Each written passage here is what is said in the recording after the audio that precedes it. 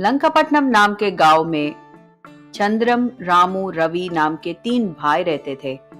उनकी पत्नियां काव्या, प्रिया, शांति सब एक ही घर में एक ही परिवार की तरह रहते थे। इस वजह से सबको मिलजुल के काम करने पड़ते थे। घर की बड़ी बहू काव्या अपने माँ बाप के घर में बहुत प्यार से और लाड से पली बड़ी थी। इस वजह से अपने ससुराल में उसको जिम्मेदारियां लेना या फिर घर के काम उसको अच्छा नहीं लगते थे। इस वजह से वो बाकी 2 बहुएं से काम कराती थी। एक दिन कपड़े धोने की बारी काव्या की थी। सारे कपड़े अपने सामने रख के मन ही मन में कोस रही थी। छी, इतने सारे गंदे कपड़े मुझे धोने पड़ेंगे। ये तो एक छोटा सा पहाड़ जैसा है। कितनी बार इनको समझाने की कोशिश की, फिर भी मुझे इस बड़े से परिवार में लाके रख दिया। ऐसा सोच रही थी। ये कपड़े धोने की जिम्मेदारी मैं किसी और के सर पे थोप दूंगी और इस मुश्किल से बाहर निकल जाऊंगी। अब मैं किसके सर पे थोपूंगी? क्या हुआ दीदी, कपड़े धोना खत्म नहीं हुआ अभी तक?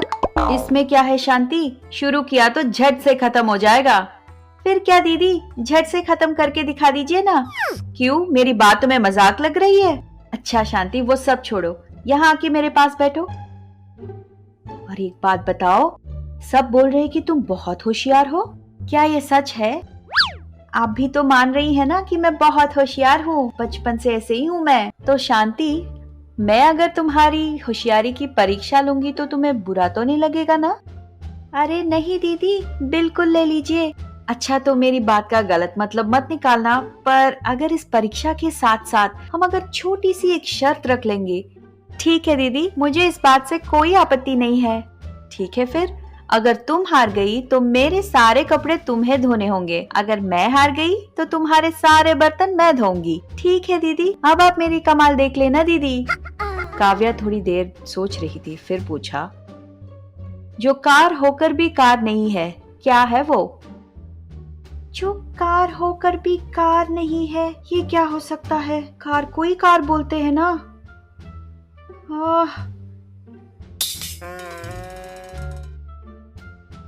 मैं हार मान लेती हूँ। आप बता दीजिए कि इसके जवाब क्या है। मैं आपके सारे कपड़े धोने के लिए तैयार हूँ। इसमें क्या है शांति, जो कार होकर भी कार नहीं है वो है शिकार। शांति अपना सर पकड़ के बैठ गई। काव्या आराम से बाजू में चली गई और मन ही मन में सोचने लगी, हाँ, कैसे भी बच के निकल गई वहाँ से आज। अपने आप को इतना होशियार मानती है। अरे होशियारी तो कोई मुझको देख के सीखे। इस तरह से रोज कोई ना कोई बहाना बना के या फिर अपने बातों के जादू से अपनी जिम्मेदारियों से और घर के कामों से बाहर निकलती थी। इस तरह से वो कामचोर भी बन गई। भगवान ने मुझे काम सीखने की बुद्धि तो नहीं दी है, कम से कम बहाने बनाने की होशियारी तो दी है। पर काव्या के पति ने काव्या के ऊपर एक नजर रखी हुई थी। एक दिन अकेले में बैठ के सोच रहा था, ऐसे ही मेरी पत्नी रोज कोई न कोई बहाने से काम नहीं करेगी तो काम कैसे सीखेगी? अगर हम कोई अलग परिवार रखेंगे तो वहाँ कैसे रह पाएगी? कैसे अपने आप सब कुछ कर पाएगी? ऐसा सोचते सोचते उसके मन में एक विचार आता है। तुरंत उठ के, हाँ, ये करने से अच्छा होगा। मेरी पत्नी को कामचोर नहीं बल्कि बहुत मेहनती बनाऊंगा। ऐसा करने से वो अपने पैरों पर खुद खड़ी हो सकती है। ये सोचकर अपने साथ घर जाते वक्त सरकारी कागजात लेके गया था। काव्या अपने पति के हाथ में कागज देख के पूछने लगी, जी ये सारे कागजात क्या है?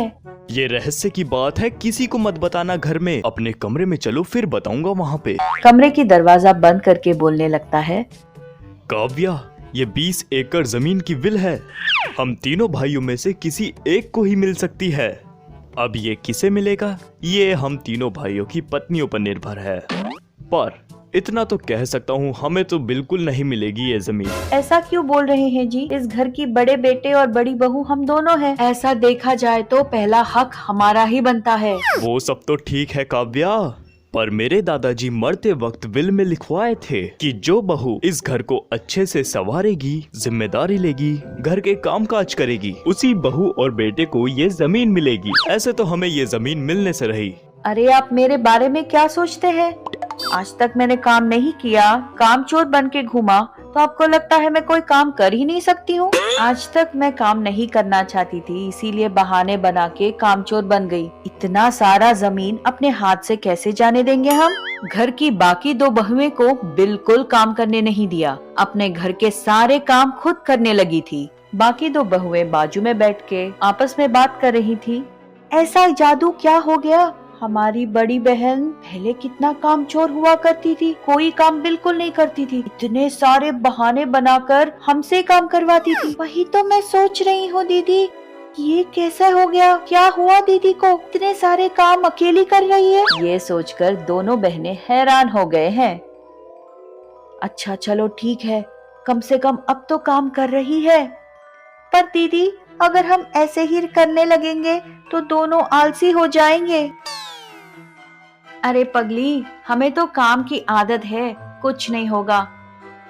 इस तरह काव्या जमीन के वजह से घर के काम बहुत अच्छे से करने लग गई है। काफी दिन गुजर गए हैं। काव्या अपने कामों में इस कदर उलझ गई है कि उसके जमीन के बारे में बिल्कुल याद नहीं है। गांव के सारे लोग उसकी काम देखकर बहुत हैरान हो गए हैं। ऐसे बहुत दिन गुजर गए हैं। तीनों भाई अलग होकर अपने तीनों अलग अलग परिवार निर्माण कर लिया है। कुछ दिन गुजरने के बाद अचानक काव्या को उस जमीन के बारे में याद आया और अपने पति से पूछने लगी, जी वो आप एक जमीन के बारे में बोल रहे थे, उसका क्या हुआ? तो मैं सारे काम कर रही हूँ, घर का, खेत का, सारे काम बहुत अच्छे से कर रही हूँ। अरे पगली, अगर अब सारी पत्नियां अपनी जिम्मेदारियों को इतनी अच्छे से निभाने लगेंगी तो पतियों को जमीन के बारे में कोई झूठ मूठ की कहानी सुनाने की जरूरत ही नहीं पड़ती। काव्या को समझ में नहीं आया कि चंद्रम क्या कह रहा था।